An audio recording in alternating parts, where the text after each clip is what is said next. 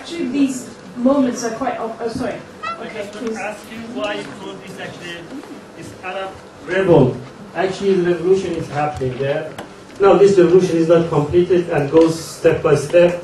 They actually didn't attack the army and the state because they couldn't. So I mean, that is really revolutionary which is going on there. Of course, I mean, don't know.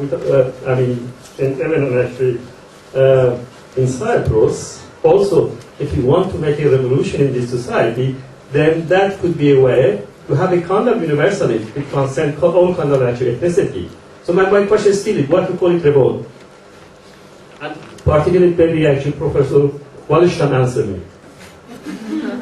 But why you said revolt and not revolution? I think because, first of all, the process is going on. There is a revolt and a rebellion, and one hopes that will end up in revolution. That's the only reason I guess she used the word revolt.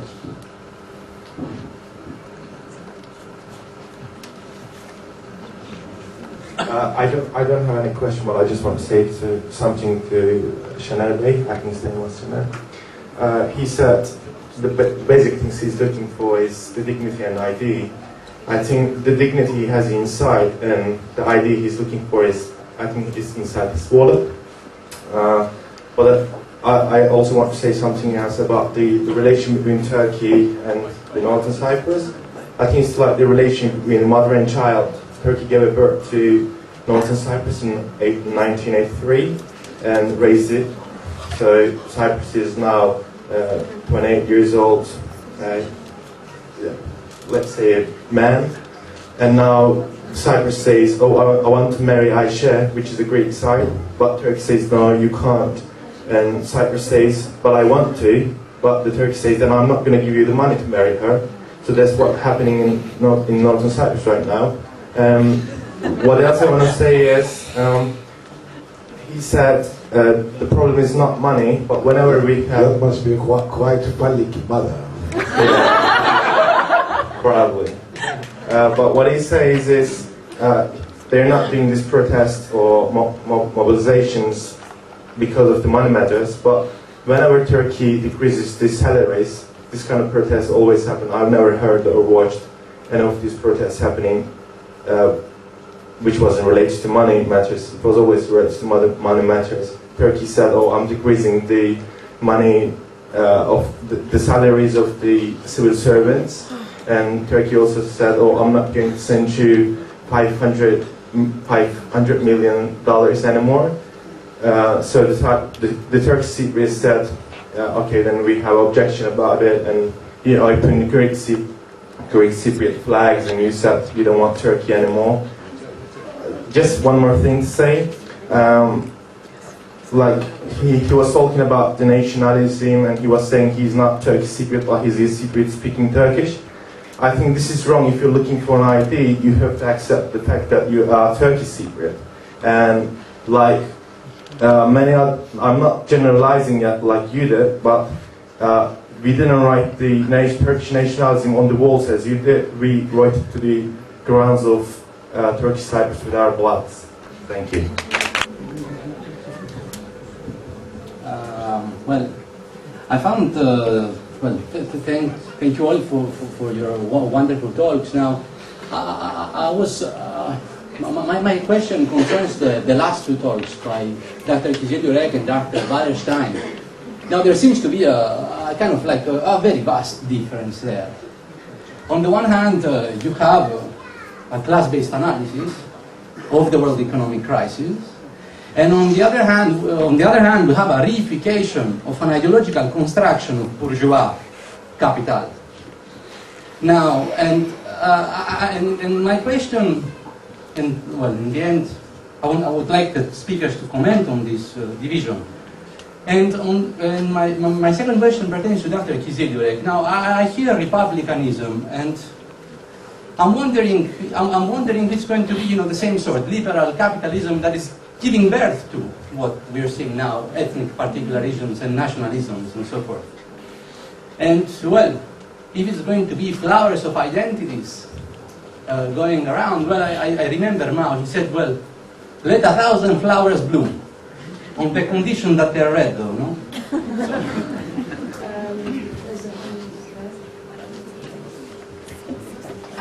I just wanted to say, last night you spoke about this exhaustion theory, and I wish you were able to speak a little bit more about it tonight. But I guess I wanted to ask, and I'm sorry, I'm really asking about something last night, but in terms of being exhausted and the example of Northern Cyprus, I mean, Northern in Ireland, how do you feel like that the critical mass and these uprisings and these protests affect this exhaustion? Because I think everybody in Cyprus is at the peak of exhaustion already. So in terms of the outside people and these marches, how do you feel that we can affect and maybe kind of push this exhaustion to another level? Thanks. Is there any other questions? I haven't really fully formulated this on my mind, but when we look at the social mass movements in the north of Cyprus and in the Arab world, maybe we can, or can we, maybe this is my question, can we say that people who are excluded from the core within the world systems theory are actually trying to get into the core? Maybe the periphery is revolting to the fact that they are left out. Maybe within the microcosm of Cyprus, Turkish Cypriots are the periphery and they are trying to become the core, get into the core and share the political will and the economic prosperity of the core of the Republic of Cyprus. That's my question. Now I'm going to abuse my powers and ask a question. Actually, it's a question that Professor Aristides raised, and I think it's really, really crucial, and I'd like to raise it to the speakers.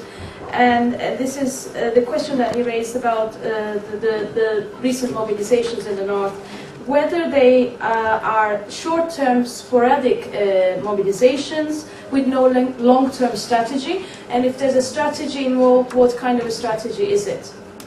So maybe our speakers can start with, providing answers to the questions, and we might as well take another round of questions. Speak to some of those things. Look, for one thing, I called it the Arab Revolt because they're calling it the Arab Revolt. They're not calling it a revolution. It is the second Arab Revolt that has real historic meaning within the Arab world to call it the second Arab Revolt, and that's what they're calling it. Is it a revolution? Well, we'll see. We don't know. We don't know. That's precisely the point I was making. There are many forces that join together in a revolt, and there are many forces that try to channel it and limit it and redirect it. And we don't know how it's going to come out. This is a continuing struggle. That's the first thing. Secondly, you asked about exhaustion. That refers to my discussion yesterday of the conditions under which situations such as those in Cyprus, where you have two communities who have, for whatever historic reason, entered into conflict with each other, which seems intractable, etc. Do they ever get resolved? And my answer was many of them have gotten resolved historically, and there is one factor that tends to come into it, which I call the factor of exhaustion, of people who are tired of it, and it constrains their memories of anger. And besides, the population 40 years later, most of it, the majority of people don't even remember themselves what the situation was when it began. You have a turnover of generations, and that operates sometimes to be a factor in the resolution of the problem. Now, do people who feel excluded from the core want to get into it? Yes, of course. That's part of the problem. Everybody wants to be rich. Let's put it as simple as that. Right? And people who are suffering materially would like not to be suffering materially, and would like to have the advantages of what they see are the advantages of people living in wealthier countries. I sometimes call this the desire to become like Denmark. Everybody would like to be as wealthy as the Danes and remembers the fact that Denmark once was a very poor country that only made butter and a few other things. And somehow, magically, they became... well, the simple answer to that is everybody cannot become Denmark. There is no way in which we can have a world that everyone will... First of all, it's impossible in the framework of capitalism, because capitalism requires a polarized system. But secondly, there are not enough resources in the world, given the expansion of world population. We can't begin to have a world in which everyone would be living at the standard of living of an average Dane today. So that's one of the crucial problems of the entire world system, and that's a problem that we need to resolve. So our chair says we should ask, are these sporadic, or do we have a long-term strategy? Well, some people have proposed a long-term strategy that doesn't stop sporadic uprisings. When the people got together in Tunisia, they didn't sit down and plan it beforehand. There wasn't a long preparation of a revolutionary force that said we should rise up. It was sporadic in the sense that a particular act by a particular individual struck a chord, and in a tinderbox, which Tunisia turned out to be, the match lit and the thing burst, which was unexpected. And once it burst, it spread. Okay? That wasn't planned. That's not a long-term strategy. But of course, Arisitas is absolutely right. If we want to transform the world, we do have to think about a long-term strategy. So it's a problem of taking advantage of the sporadic uprising and attempting to build on that and to utilize it in terms of a long-term strategy, which, yes, we should all be talking about. Actually, I will start by Arisitas' question. What is the future of the struggle of Turkish Cypriots? What can be this future? I think this depends very much how this will be relating into there.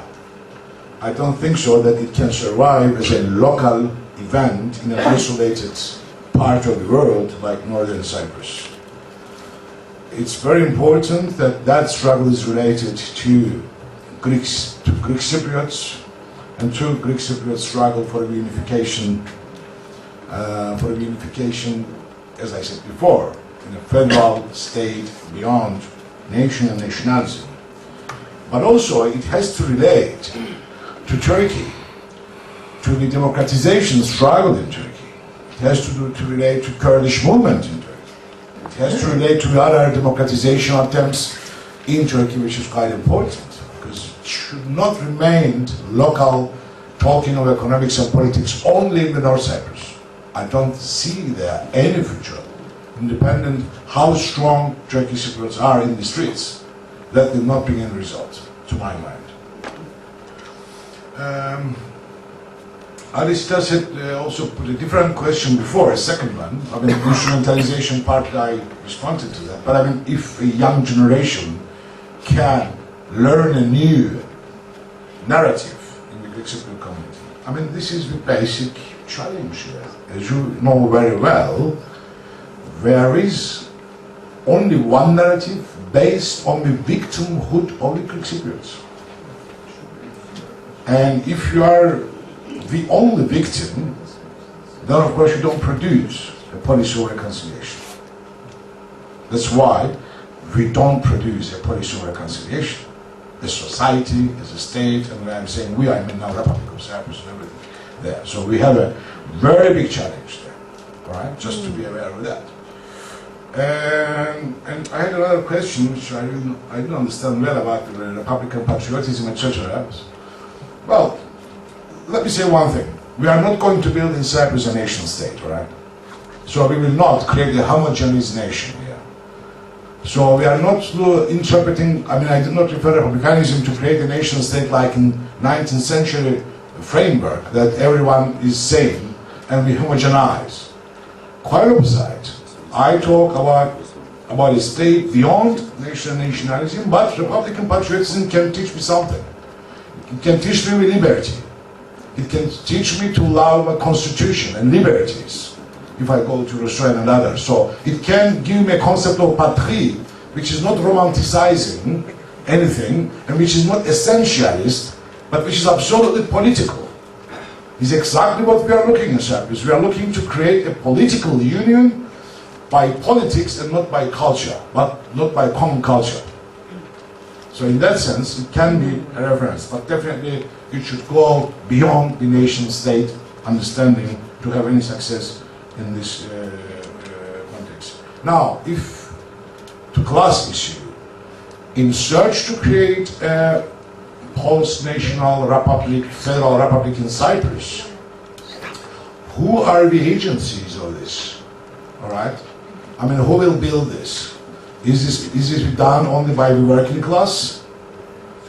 Are we going to exclude bourgeoisie if there is any elements of bourgeoisie is going for along with it? Of course not. We will not exclude bourgeoisie. And I don't believe that in that context necessarily the working class is contributing more than other groups. So that would be really, it will be an alliance of different classes actually, that's and beyond ethnic groups. That's the only thing you can here hope for.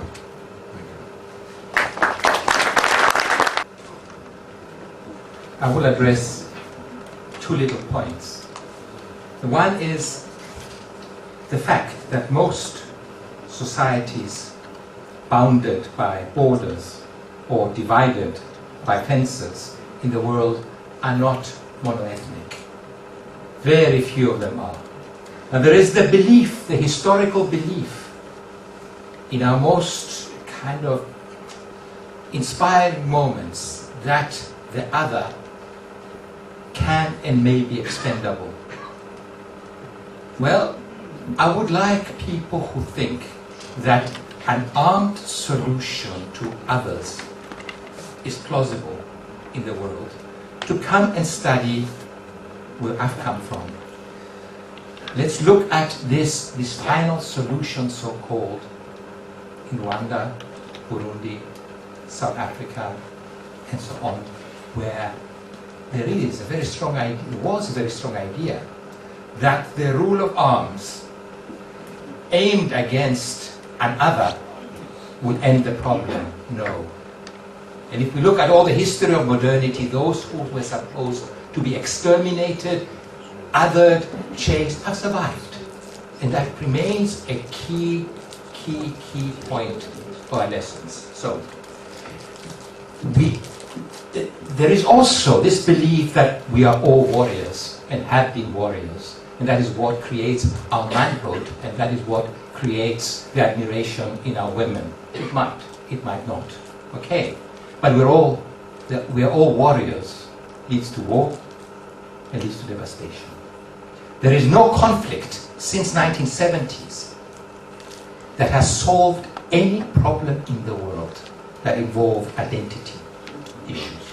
There is no observable thing, and yet we go on and on and on, as if that subconscious belief that we all have is the solution, that the other will be disappeared or will disappear.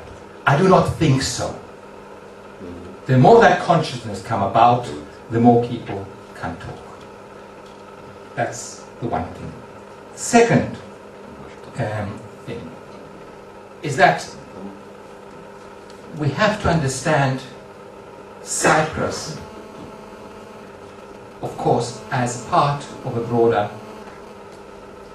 basin, very near to all kinds of other societies, and to begin understanding it as a society that is not a geopolitical point of intervention in other societies, but to understand it as a society that needs to grow with all the societies around it in this part of the Mediterranean. Without that kind of consciousness, there is no escape into Europe. We are here, and the solutions have to be local, regional, and if Europe helps, fine. If Europe doesn't help, well, what the hell? Okay. So those are my two little points. Do not think that you can get what you will by othering and exterminating another. And secondly, do not think that all of a sudden somebody is going to lift this island off the sea and send it somewhere else like a boomerang. Boomerang's return. Just 2 points. Exhaustion.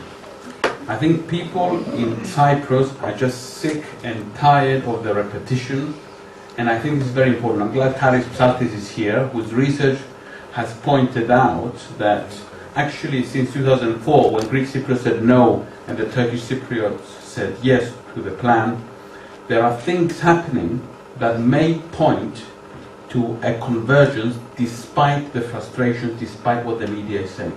So I think that we have to bear with the research that is happening, and I think it's serious, and we have to understand the processes that are taking place. And this is where I take issue with Nicola Zeftera's question about identity and class. They can be seen as polar opposites, but in fact they are converging. In fact, we're seeing here the relationship between the economic and the existential and the belief and the belong and the whole thing is converging, producing explosive political results. This is producing the mobilization. It's not one or the other, it's both together. And I think this should inform our understanding of what is happening. My second question relates to Aris and Umut. Another question is a question about the strategy. I think Chanel will tell us more about the strategy of the trade union movement in the north and in the platform, because he had just come from that where they planned the next steps. But I would also say that the important point is to relate to what is going on in the south. And I agree with Niazi here, and I agree with Immanuel here, that we need to relate the two. We have learned something from 2004. I really think we have. 2004 produced a negative result, which is still causing a lot of frustration. But I think the movement is learning. That's why Chanel happens to be a leading person, and his trade union is a leading trade union in the struggle in the north, but also a leading trade union in the initiative for reunification of Cyprus.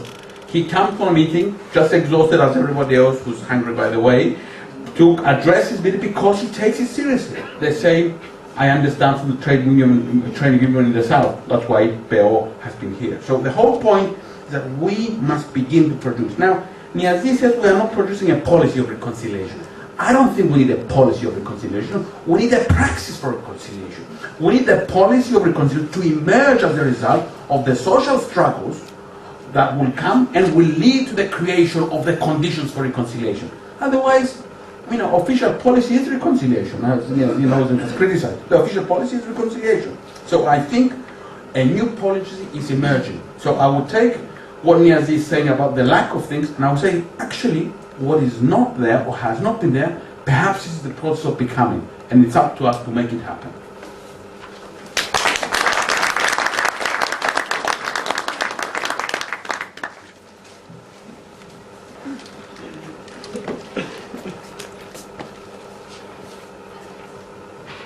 Everybody's tired, exhausted actually after the long day. I don't want to talk too much. The young friend of mine, he asked me a question about the ID. I don't know, I have two in my pocket. All are artificial. All are artificial.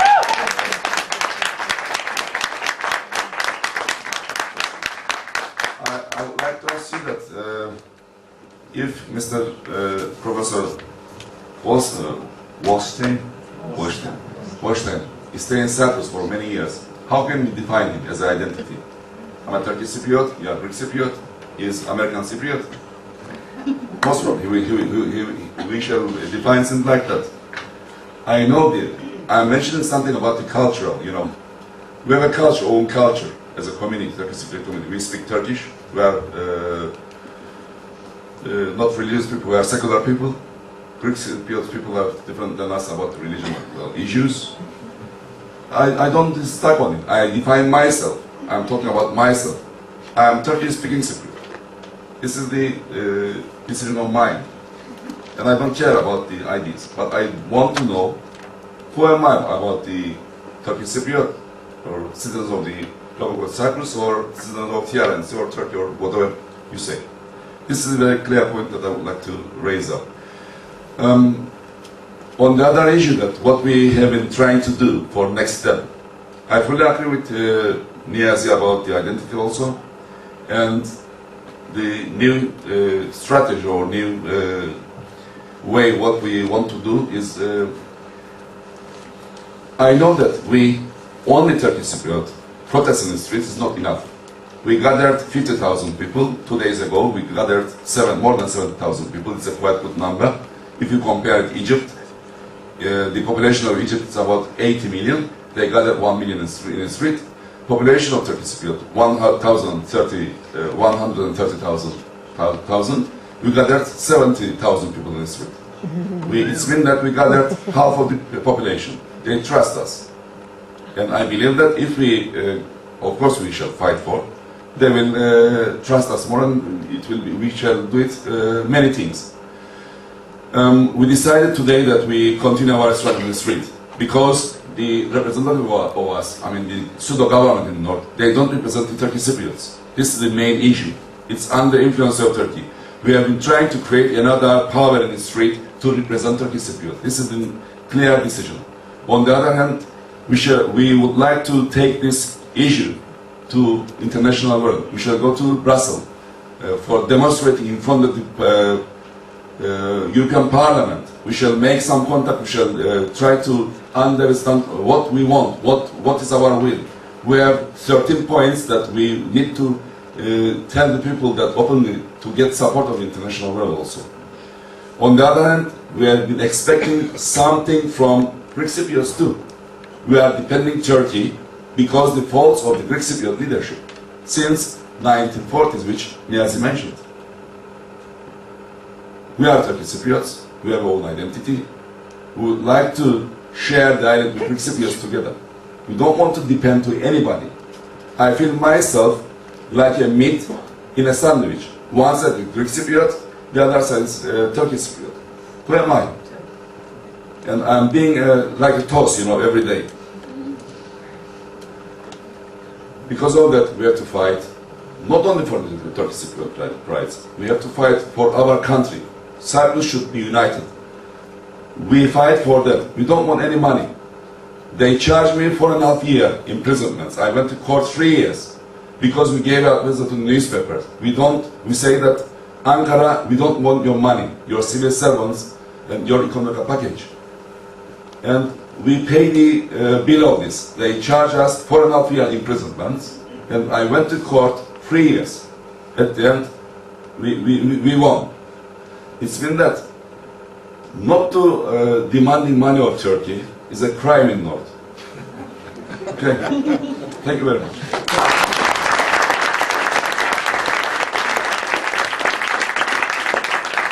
I think we have to wrap up everything because it's been a long day. And I want to take the opportunity to thank all of our speakers, and I also want to thank you who have come all the way on a Friday night. While you might have done else things, like going partying, you came here, so we really appreciate that. Thank you and good evening.